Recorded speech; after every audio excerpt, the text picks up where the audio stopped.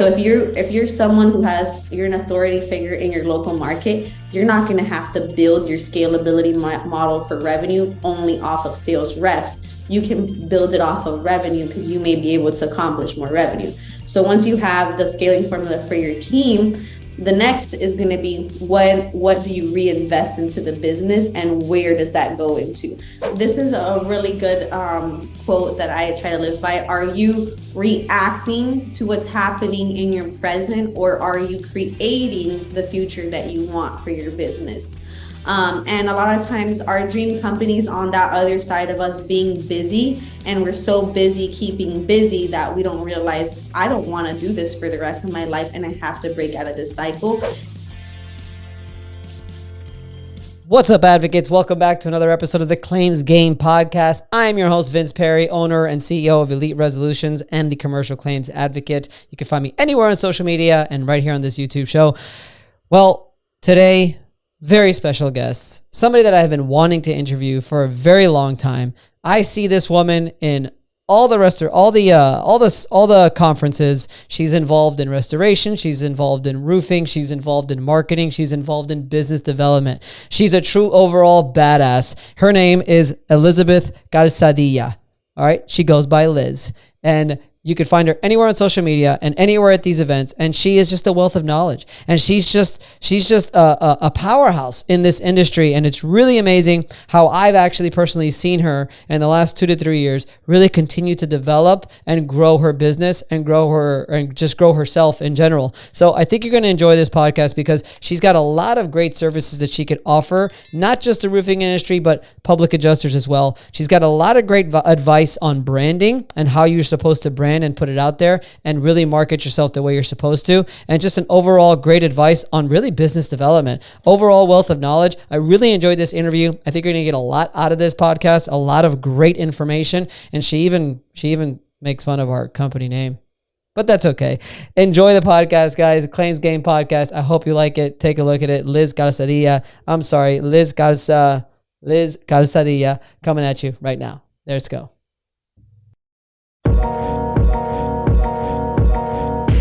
Welcome to the Claims Game Podcast with Vince Perri. Get all the tips you need from insurance claim advocates and professionals and grow your public adjusting career to the next level. And now the commercial claims advocate, Vince Perri.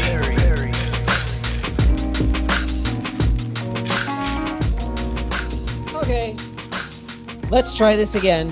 Take 2.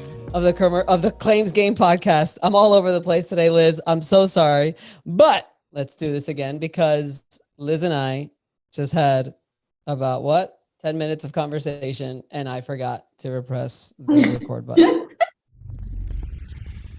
Listen up, advocates. Whether you're a public adjuster, contractor, or an attorney, if you have a client that has suffered any kind of catastrophic loss, whether that be by fire or storm or just any catastrophic loss that requires your client to have to move out and incur ALE and loss of use coverage, you need to think about looking at Black Diamond Services. This is an incredible idea for a service that I think is extremely valuable and I've actually personally used for my clients myself. Basically what they do is they provide all of the necessary money that is needed to be done for the homeowner to go and move to another place, whether that be a hotel or another home or whatever it is. They basically bill through their insurance policy's loss of use coverage, and basically they provide financial assistance so that the insured never has to incur any out-of-pocket expenses. It's an amazing service. I love the people at Black Diamond Services, especially Millie Varela. If you just contact her and contact Black Diamond Services, I'm telling you, they're going to take care of your clients like you wouldn't believe. I personally have a client who suffered a fire damage and had to use their ALE coverage, and all we did was refer them to Black Diamond. Our clients did not have to come out of pocket a single penny. Black Diamond provided all of the financial money, and they provided the actual location for the homeowner to stay. Amazing service. Contact Black Diamond Services today so you could find out more information for yourself. Welcome everyone to the Claims Game Podcast. Liz Calzadilla, I'm very happy to have you on the show. Liz, how are you? Welcome to the show. I'm very happy to be here. Awesome. For having me. All right, so we've got Liz on the show. I've been trying to get Liz on the show for a long time, even though she's been dodging me left and right to not be on the show because she's got, I don't know why, she just doesn't want to be on the show. I'm kidding. Just kidding, Liz. I'm actually really excited to have Liz because not only is she in our industry, she's in the roofing industry, but she could also help public adjusters out and their businesses with some of the services that she provides. But most importantly, she's a fellow Cuban and fellow Miamian. Sup, girl? Hi, everyone. Yes, I'm here in the 305. Not from Miami, but I'm from Miami now. What is it? That's what it is. 305 for anybody that sees this. Only people from 305 know that symbol. All right, so let's get this show started. I always like to get right to the point. I like to start with all the good stuff first. So first, Liz, you're a beautiful woman in the roofing industry. What is your story? How did you get into the roofing industry? How did you start Business 411 and Marketing 411? Yeah. First of all, thanks for the compliment. So yeah, I know it's very strange when I tell people I'm in the roofing industry, especially like when I travel a lot almost every week to a different roofing company and they ask me like, what do you do when I say roofing? They're like, what? But so I got into roofing in 2015. That led me to the restoration side of the industry as well. I started off initially doing measurements and estimates. I had the pleasure of working with a couple thousand different companies, training them and going through their sales presentations. During that time, I really had to master product knowledge. So I got very knowledgeable on roofing, siding, and gutters, not only just on the sales side and the running a business side, but actually manufacturing, supply. From there, I decided that I wanted to go ahead and branch off on my own. I had a really, really strong base of clients. And so in 2019, I quit and started Business 411 doing some solo consulting. After a few months of doing solo consulting, I brought on my first partner, Kelly, and we actually scaled to a team of about 10. End of 2020, we brought in our second partner, Ariel, who is the one who helped us take it to the next level. We have a team of 25 employees now, and we have over 500 roofing companies using our trainings, our marketing products. We also own, I forgot to mention, a design agency and print. So we do marketing, design, print, and education for the roofing and restoration industry. You mentioned partners. Really important to have good people around you, huh? Absolutely. I wouldn't be where I am today without my two partners. It's like the most important thing. I just brought somebody on to be sort of like a partner and really just help me scale the thing. I've been pretty much, I wouldn't say on my own because I've got employees. Obviously, those are very important. But when it comes to like decision makers and stuff like that too, it's really important to have some fellow decision makers, even some other people who could think about the vision of the company and who care just as much as you do. It's just hard to find, really hard. It is. I would say that I've had a bad partner before in another company that I had, and that was a make it or break it situation. The business never fully got off the floor just because the partnership was not a good partnership. Personally, I work very well with two women partners. It's a rare occurrence. But we actually had the two companies separate. Our partnership went so well that we decided to merge the company. Sorry about that. That's me. Apparently, let me guess, because they're opposite of you? Yes. So for me, yeah. Yes, I am 100% the go-getter, big thinker, like let's make it happen. And both of them one of them is very focused on let's get the work done with the team. And the other one is let's get the work done with just overall outlining structure and organization. And processes. So both of them, so both of them figure out how that relates to our client, but both of them are implementation side of my vision. And it allows you to go out there, build relationships with some of the big wigs in the business, shake hands, kiss babies is what we say, and just sort of see the vision of the company. I mean, you have to have that person as well. That person is just as important as the other ones, but it's impossible to do both. It's impossible. I agree. I tried it and I ended up super burnt out. I was working 24 hours a day pretty much. I would sleep when I could. Some days I didn't get to sleep. I was just trying to do it all and it just wasn't working for me. I could visualize because I'm looking at your website and all the cool like the handbooks that you have, and I can visualize you just falling asleep inside of the book. It's like stuck on your forehead. So The way we met was because of marketing, right? I know that initially, correct me if I'm wrong, but you were helping some roofing companies with their marketing side and try to get their name out and try to really just help grow their business and really increase their, I guess, exposure so they could obviously get more work. Tell me about that side, because I feel like you're amongst other things, I feel like you're very knowledgeable about that. I always talk about, and I mentioned this in the pre-unrecorded interview that we had, McDonald's, right? McDonald's, I just read a book. It was funny. They were telling the story about how McDonald's does not have the best hamburger. And one could argue that they have the worst hamburger, yet they're probably the number one selling hamburger in the entire planet. So, and that's all because of marketing. And I know you know a lot about it. What are some of the things that you sort of help with roofing companies and that you could probably help with public adjusting companies to really get their name out there, get that logo out there, and get them more business? Yeah. So really, a burger, a public adjuster, helping a homeowner with a claim, a roofer selling a roof. Those are just products and services at the end of the day. Regardless if you have a top tier service, if you don't have a proper brand, you'll never have that exposure that you want.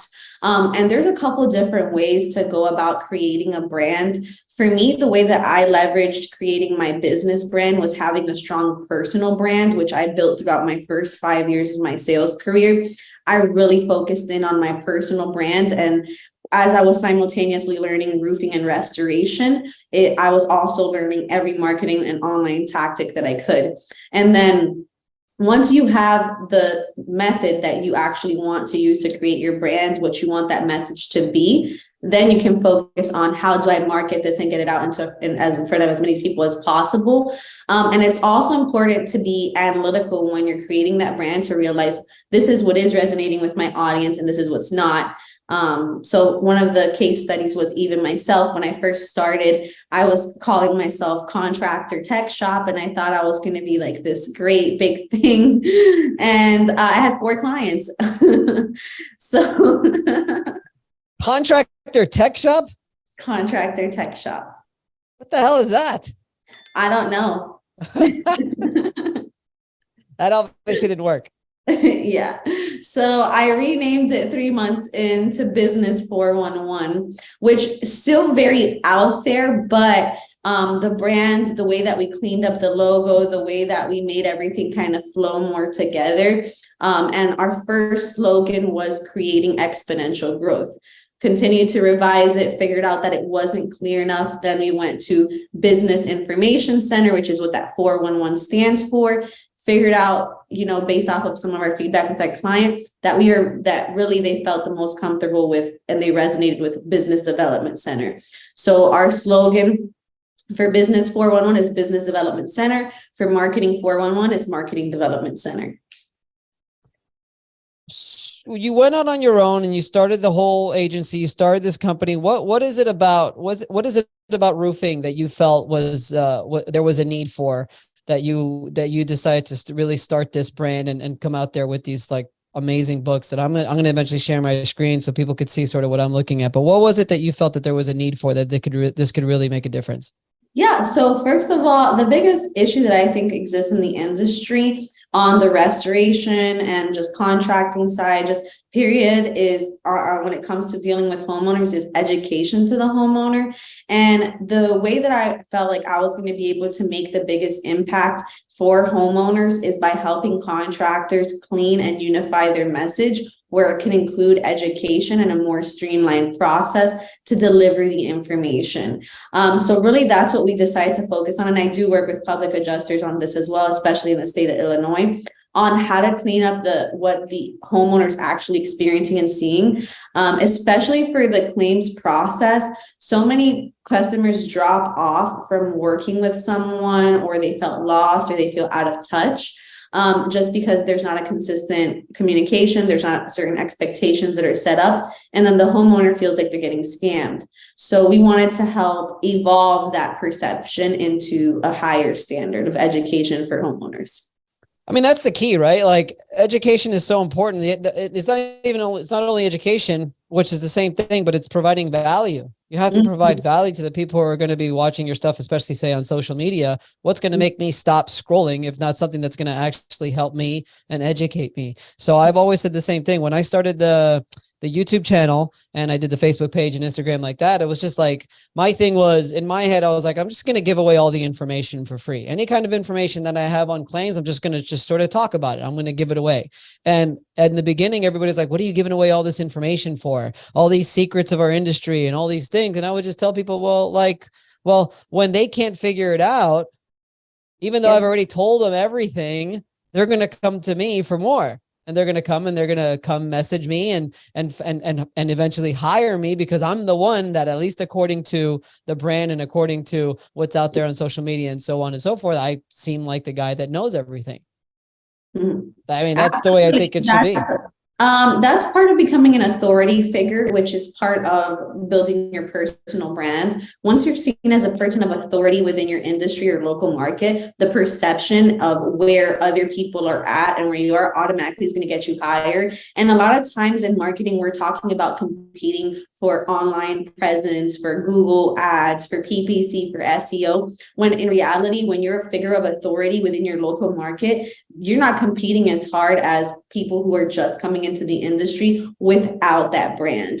Personally, for me, for the first 3 years, I made over $1 million in business for one the first year, and without any salespeople, without any ad spend, because my personal brand, and I was already an authority figure. So I think that it's very important to have that. Okay, so give me the secrets. I want the secrets. So you just said that I've succeeded in building the personal brand and the authority. That's sort of where I'm at now. All right, so how do I make the shift? How does one make this shift now? I have 2 companies. I have the Commercial Claims Advocate, where we sell this book. We have online courses and we do events and stuff like that. And then I have Elite Resolutions, which is my public adjusting firm, where we've got public adjusters throughout the state of Florida and Texas. How do I make that shift to really get Elite Resolutions and the public adjusting firm sort of as high as I personally am? Yeah.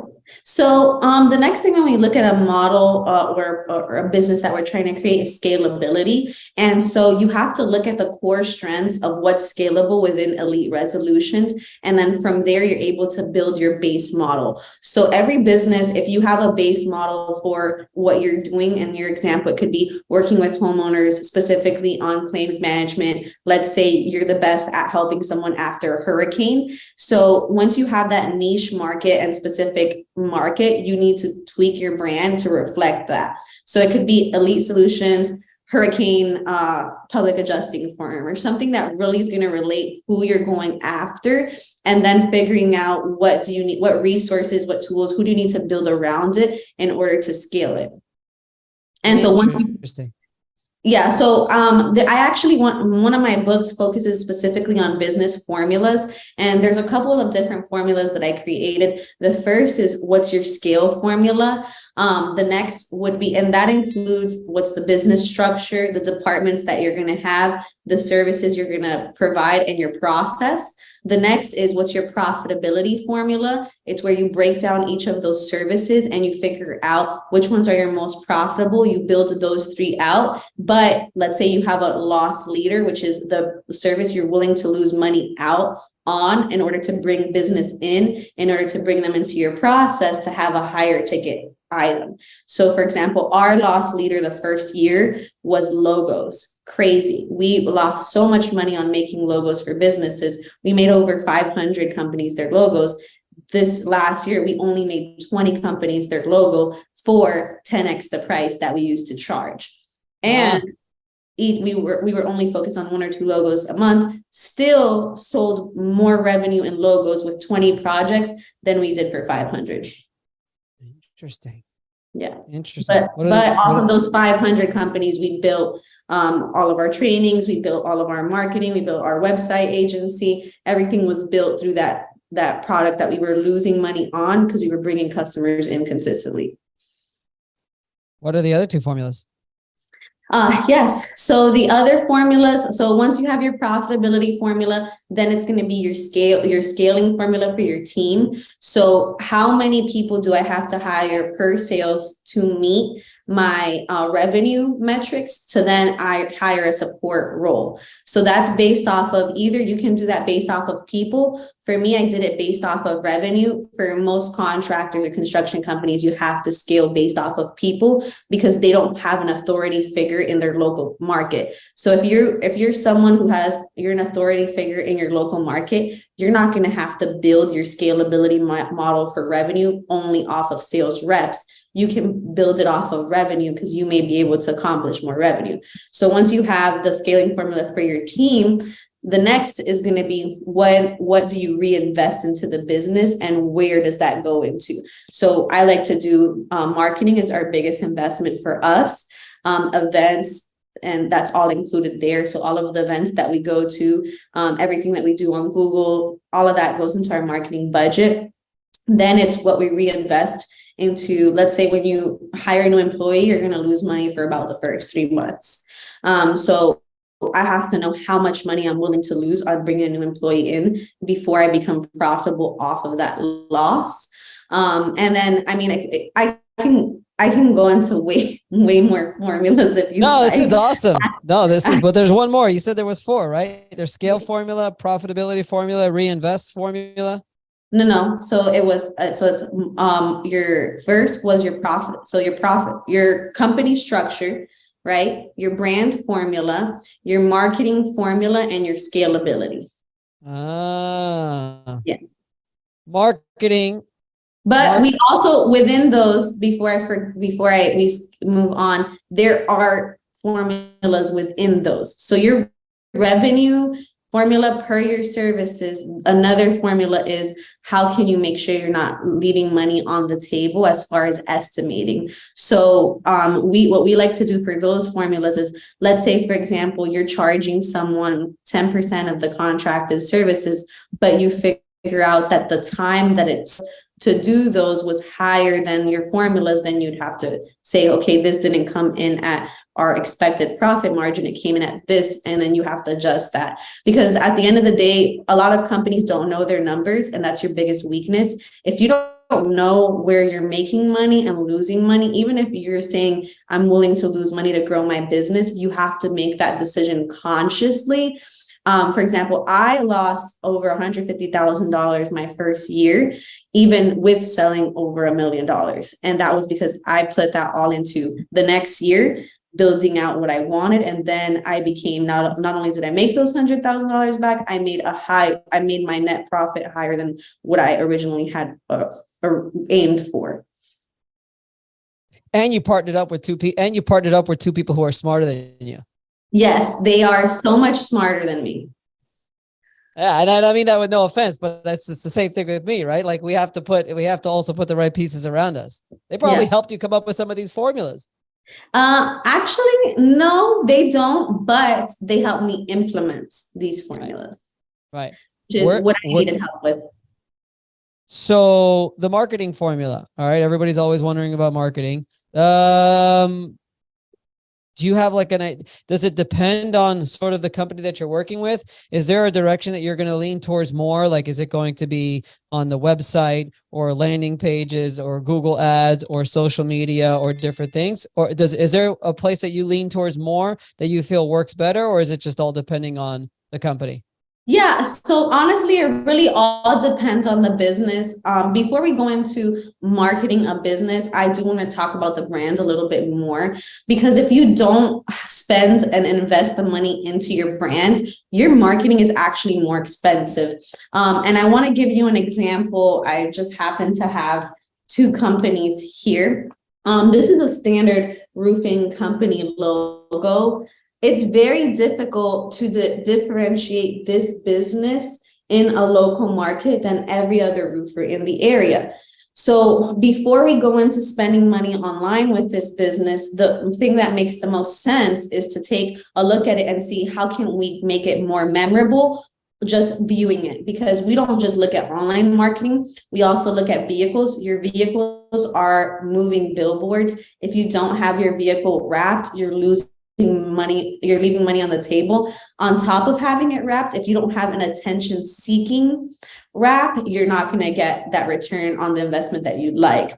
Then we're going to look at the other categories. Where can we display the brand? So another one might be billboards. Does it make more sense to have this brand appear on billboards? But if I take this logo, it's kind of pointless to do much with it because of the memorability factor. You have to have that X factor.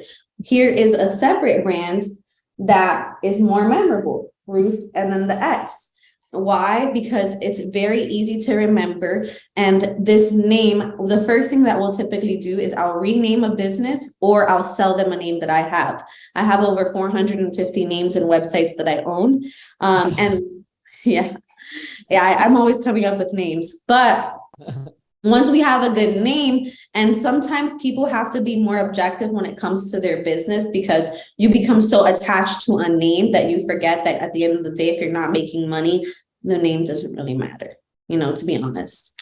So once we have something that's memorable and a brand we can work with, then we figure out how can we do all the direct marketing necessary? Are we going to do a door knocking approach? If so, what canvassing strategy is this business going to use? What are their target areas and what messaging are they trying to send? So am I targeting a luxury neighborhood with high-end homes and people who are making over 6 figures a year median household income? Or am I looking at an area with 50K median household income where I'm just looking for volume of deals? And even on the insurance claim side, this applies evenly. If you're working with property owners, you need to know what type of property owners you are. As a public adjuster, ask yourself, do I want to go through the claims process with this type of customer? If so, who is this ideal type of customer that I'm the best suited for? Is it a building owner? Should I focus on that? Should I focus on working with property management companies? Should I focus in on those luxury? Am I doing really well within clients who are working in the medical profession? Once you know that client type, then where are my clients at? Are my clients looking for me on Google? Are they looking for me at BNI events? Are they looking for me from referrals? And then getting in front of them. So we kind of do divide, checklist. And so then you go in from, hi, I just need a client who had storm damage, to, hi, I need a client who has storm damage within this zip code who works at X and is going to make, I'm going to make about 10X a year with 10X less work with this type of client. That's the kind of formula that I want to create for the marketing side. Interesting. First of all, how's our brand? Is it good? Is it nice? Our brand? Can you see it? I would say that your logo's nice. The biggest issue with the name Elite, I love you. I mean, I don't want to be too mean to you. There's too many elites. I noticed. It's hard. I'm sorry. If you ever decided to change your name, I would be happy to help you. But it's hard to get people to convince to change their name. You're like, I would be happy to sell you a name if you like. The ideal customer is interesting because we're coming up with a marketing course. Plug for our next course, hopefully coming in January. And I'm finishing it up and I've got it and I've got the ideal customer, but it's a little tricky for us. I feel as I'm coming up with the ideal customer strategy. When I first started, I started marketing my business. I didn't think about that stuff. I just went out there and I did a lot of networking. That was my thing. I did some door knocking when I was young, but then eventually I just really focused in on BNI, RGA, and all those different networking things, and really just trying to just build up my, I guess, sphere of people that I knew, and that's how I was able to sort of grow it. I didn't have an ideal customer, and I don't know. I feel like for us as adjusters, we're just looking for claims. We're just looking for anybody that suffers damage. Obviously, I would like the commercial buildings. Obviously, I would like the multi-million-dollar homes and all that stuff. But frankly, if I want to put food on my table, I need to be able to sign pretty much anything that comes my way when a water pipe bursts or a storm rolls in or anything. So I'm going to tell you something. So 1 in 20 properties a year has a claim. So what if you focused on the 20 properties that you were trying to work with were only those multi-million-dollar commercial buildings? If your presence was so known that every commercial building owner was calling you as an advisor to ask you for tools, resources, and consultations on something as simple as, for them, a pipe bursting in their building, to a hurricane with high wind speed or Cat 3, Cat 4, damaging their property, not only their business assets, but their personal assets. What would you rather? Oh, that sounds awesome. That's what I would rather.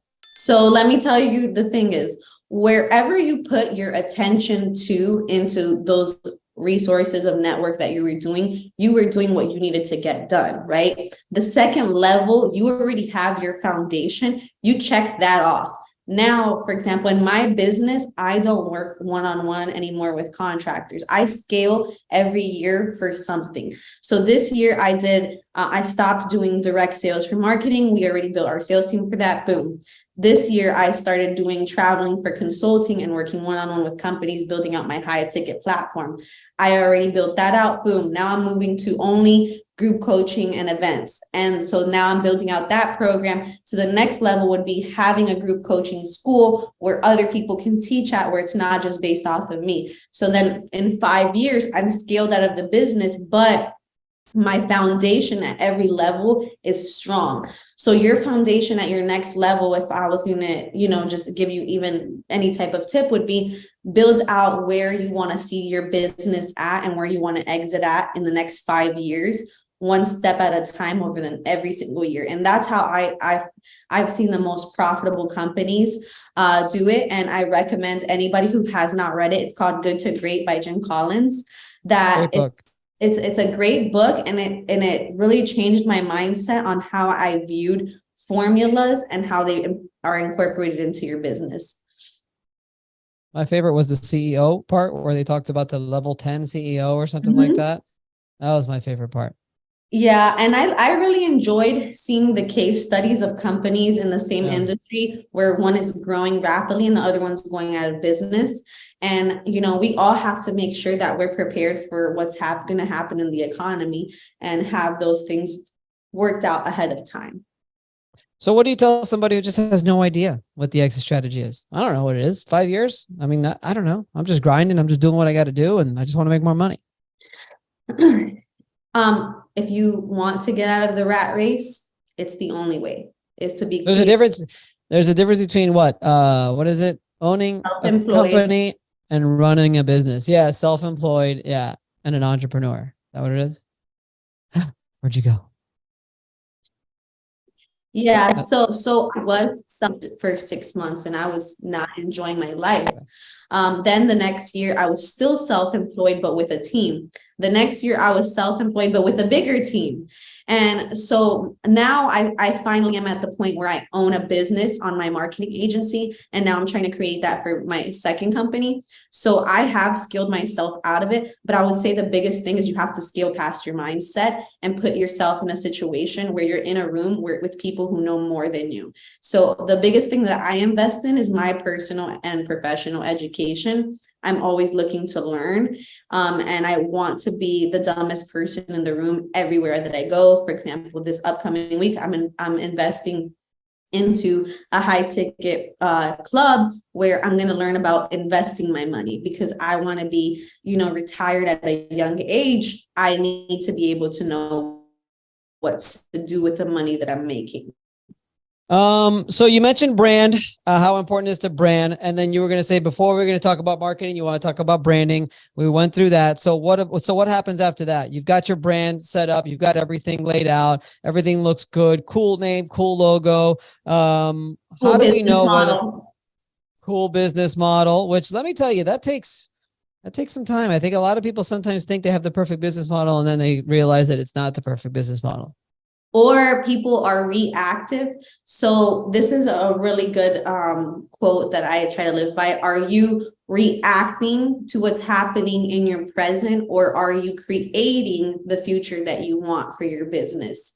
And a lot of times our dream companies on that other side of us being busy, and we're so busy keeping busy that we don't realize I don't want to do this for the rest of my life and I have to break out of this cycle.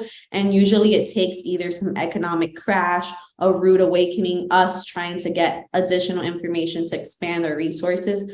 But once you're ready at a point where you are expanding your mindset, you're expanding how to run your business, you're focusing on being a good business owner and building something profitable. I never recommend building a business and scaling it into marketing unless it's a profitable recipe, a profitable formula. Otherwise, you're very easily gonna go broke, and it happens all the time. We see most businesses don't make it past 4 years. So once you are ready to go ahead and get into your marketing, you want to go to where your audience is at. Personally, we invest a lot of money in social media because our audience lives on social media, where most homeowners are looking for the services that you might be offering is going to be on Google. So then you have a few different forms of how to create content that they want to see. So you have SEO, which is search engine optimization, prompting and answering and embedding keywords that are commonly phrased on the internet within your website and creating answers to those questions that people most commonly have.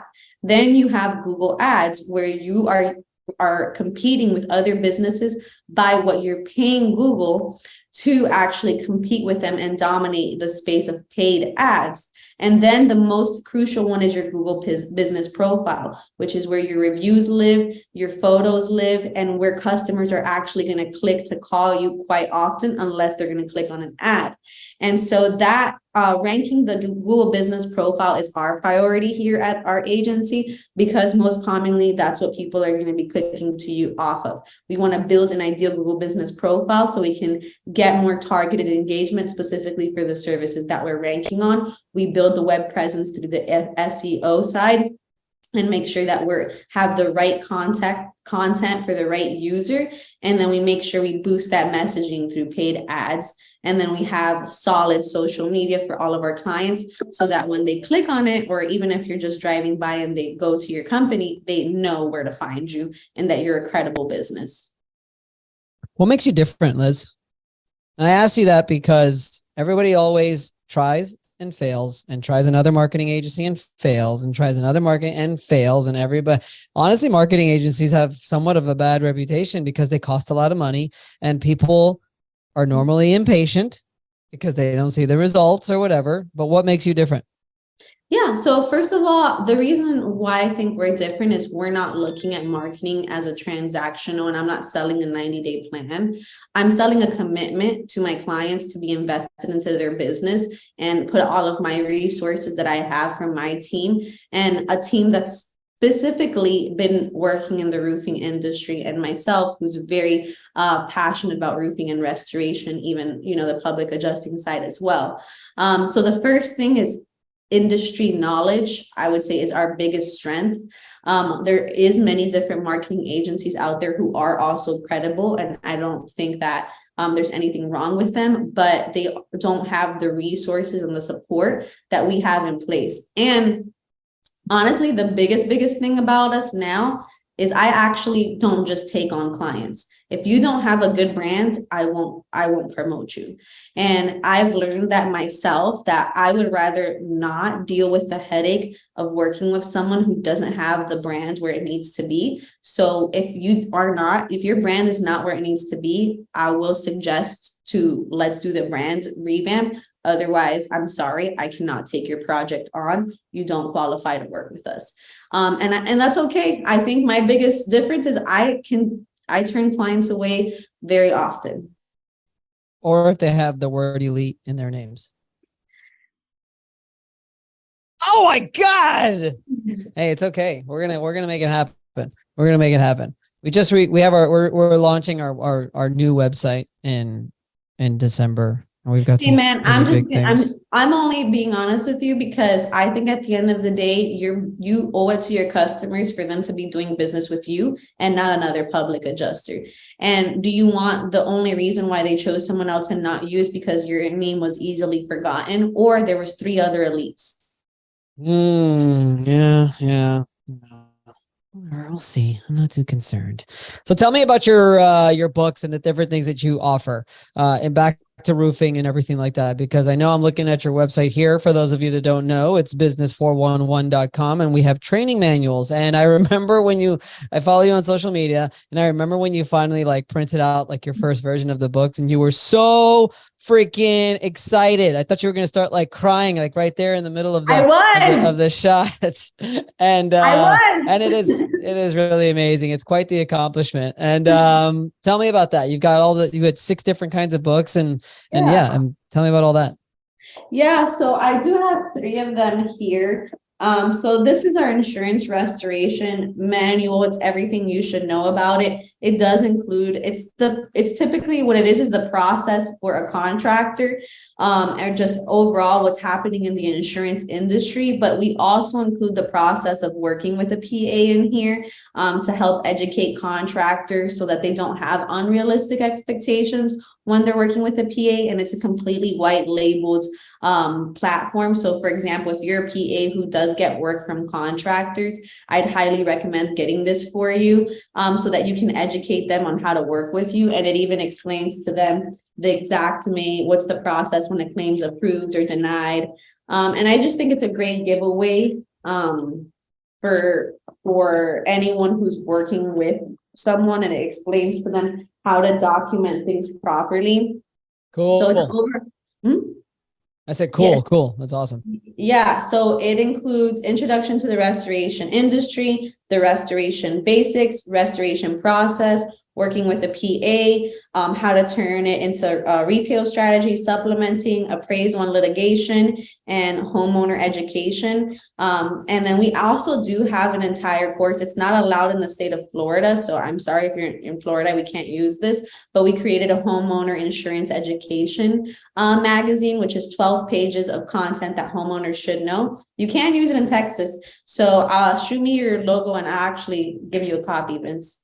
Oh, that'd be awesome. Yeah, for sure. And then this is the residential roofing manual. So it's everything you need to know to get started in the residential side of the industry. It does cover a little bit about the insurance process here, but it's not really dedicated to that. It's just an overview of the industry.